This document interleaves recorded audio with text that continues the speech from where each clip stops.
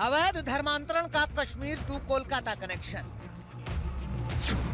दो बहनों की बरामदगी के बाद धर्मांतरण रैकेट पर एक्शन।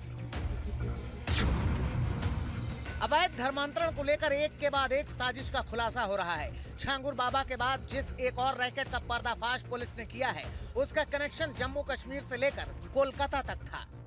दरअसल शुरुआत में पुलिस को भी अंदाजा नहीं था कि आगरा से गायब हुई दो बहनों की बरामदगी से धर्मांतरण के एक इंटरनेशनल रैकेट का पर्दाफाश हो जाएगा। आपको सिलसिलेवार तरीके से बताते हैं कि आखिर ये सब हुआ कैसे। दरअसल मार्च 2025 में आगरा से दो सगी बहनें गायब हो गई थी। लापता बहनों की तलाश के लिए पुलिस ने सोशल मीडिया अकाउंट खंगालना शुरू किया तो बड़ी बहन का अकाउंट मिला, जिस पर उसने AK-47 के साथ प्रोफाइल पिक्चर डाल रखी थी। इसे देखकर पुलिस हैरान रह गई।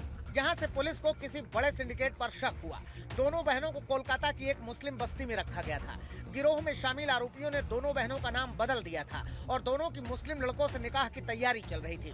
इनके धर्मांतरण की साजिश का आगाज बड़ी बहन की एक सहेली के जरिए हुआ था, जो उधमपुर की रहने वाली थी, लेकिन आगरा में रहकर ही पढ़ाई कर रही थी। इसके साथ 2021 में बड़ी बहन जम्मू कश्मीर गई थी और वहां से लौटने के बाद ही हिंदू धर्म की बुराई करने लगी थी और मुस्लिम रीति रिवाज अपनाने शुरू कर दिए थे।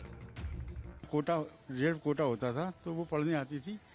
तो इन बिटवीन जब कोचिंग हमारी बेटी PhD की कोचिंग ले रही थी तो उनके साथ उन्होंने भी ज्वाइन किया और उसके साथ उनकी दोस्ती उनके साथ दोस्ती हो गई। दोस्ती के अंदर ही उन्होंने धीरे धीरे उसको इस्लाम के प्रति आकर्षण किया।